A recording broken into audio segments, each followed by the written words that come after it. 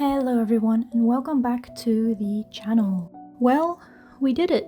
In 14 days we created and designed an entire island in Animal Crossing New Horizons with a Barbie pink theme. I've had so much fun working on this island and sharing the process with all of you in these videos. It's honestly been an honor. I've made a couple slight changes since the last video, so in this one we'll be touring the entire island to see how everything turned out. I decided against going through the DLC and customizing all the villager homes. I like the current exteriors of the houses and wanted to let the villagers just kind of keep what they moved in with. But I'm super excited to show you all the islands, so let's get going.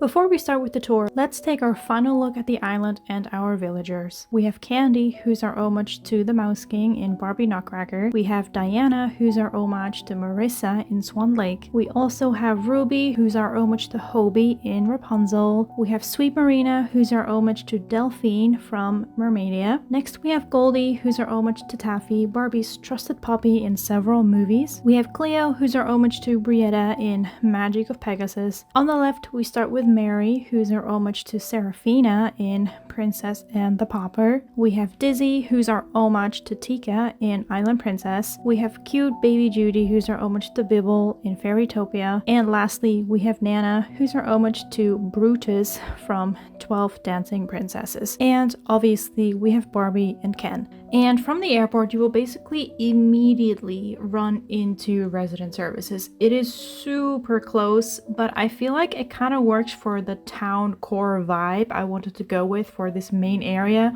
So it's not too bad, but I would have ideally liked it a little further down. But if we keep going along here, we will reach the first beach, which this one is kind of inspired by a boardwalk kind of area. I wanted to keep this very festival, very fun with popcorn and games and all of that, very pink. So this is not really a direct inspiration from a specific Barbie movie, but I feel like it kind of fit the vibe. And if we go north from here along these nice trees, we will reach Barbie and Ken's house. Now, they're both next to each other, and this is really the only residential area of the two main characters that we have. But there is a little secret passageway down here which leads to another beach. Here is where we have just a cheer squad. I really love cheerleading, and there are a lot of Barbie dolls of her in a cheering costume, so I feel like it was appropriate. And obviously down here we have a Goldie's house because she is Barbie's cute little puppy.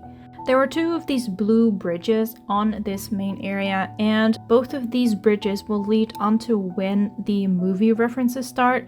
But before we cross the bridge here, let's take a look at the rest of the main area first, starting with this cute little fountain. I love this area so much. It looks absolutely gorgeous in the flyover as well. Super pretty. I love it. I love how it turned out. It's like a mini park, but I like it. If we continue to go down here, we have the museum. Now, the museum was supposed to turn out to be kind of like this overgrown forest area, which I think I did pretty well. You can be the judge of that yourself, I suppose, but I think it turned out really nice. If you keep crossing over here and hop over the water, you will have this little tiny bench area where you can sit down and rest after your adventures. Now, if we go back, once you're back down the stairs, you can see there are little pathways on each side so that some fishing can be done by the villagers, because I wanted to keep this kind of open. And if we keep going down, we will finally reach Nooks Karani. So this is on the main street of this area, and there's also this cute little doggy park. As you can tell, this is where the clothing shop used to be, and I did end up moving it to the Princess and the Pauper area. So instead here now we have this cute little doggy park, and I actually really like how it turned out. Going back around, we will reach back into resident services. There's another cute little bike parking area, and we will also reach the second beach. Now, this beach starts off being kind of like this bike rental area with a couple of games, but it's mainly just to hang out. So there's a lot of sunbeds, there's these fun things as well. And we have another little relaxing area. Going back, you will reach back into this cafe that's kind of an indoors to outdoors area. I still really love how this turned out. I did replace the gyroid with a Barbie because it seemed appropriate to me. And if we go to the outside, you have a couple of these bistro tables. And I also really love how this whole area kind of like came together as a whole. Next door, you will have a small, tiny swimming pool where you can either swim with the little ducky or just kind of sit down and relax and clear your head. There's a couple more trees, and this will also lead onto the next bridge, but we're gonna circle back around and go back to that first bridge. So now that we are at the first bridge, this area will lead onto the princess and the pauper area. There's a little path here where you can take a little picnic, and going back around through the castle walls, you will finally enter the area of the princess and the pauper. Now here we have Mary's house with a little cat bed and the first dress. If we go back around and up these stairs over here, we will reach into the market stalls that you have seen before.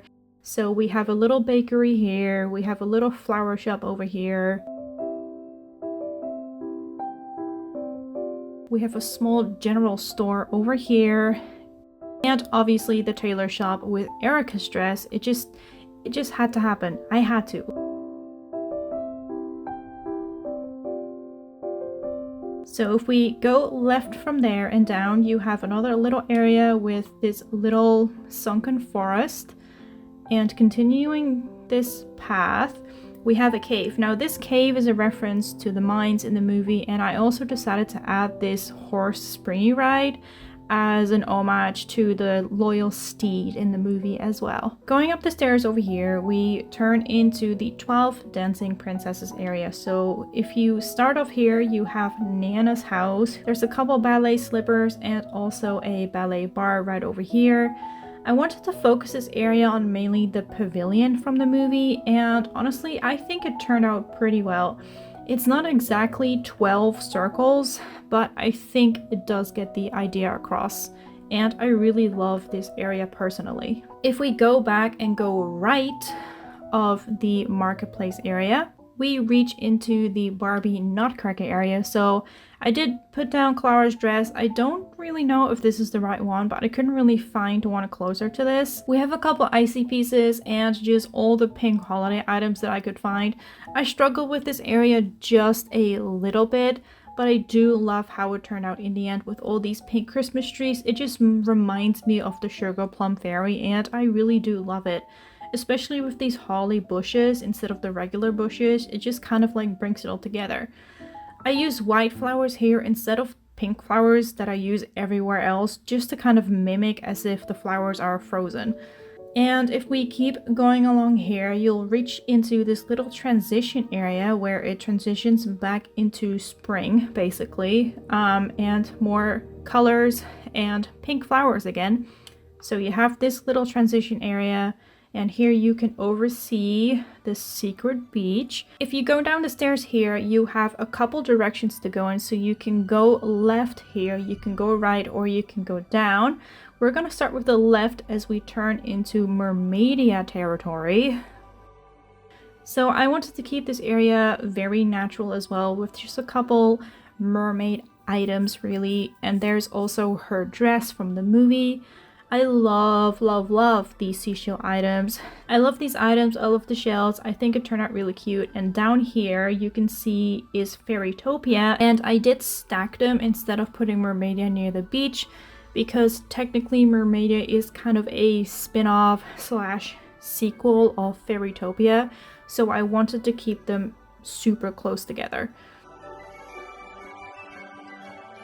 But if we go back around and we go right, you will reach into the secret beach, which you did see a little bit of, but here it is.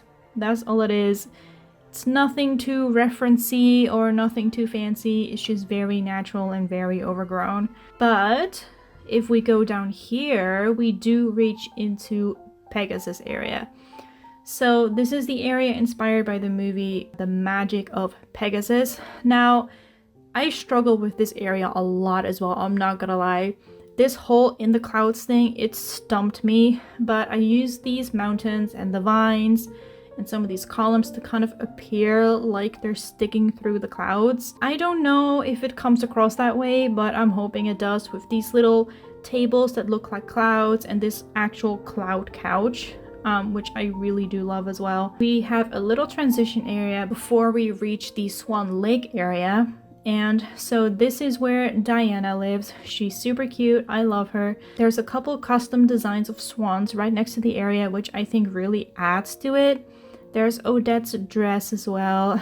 And obviously also a ballet bar right down there, because we know Swan Lake is based on a ballet dance. If we continue on and go down here, we reach into Fairytopia. Now this has to be one of my favorite areas of the entire island, but that's also because this is the vibe that I love. I love the enchanted forest, overgrown, magical vibe, and this is what I'm good at.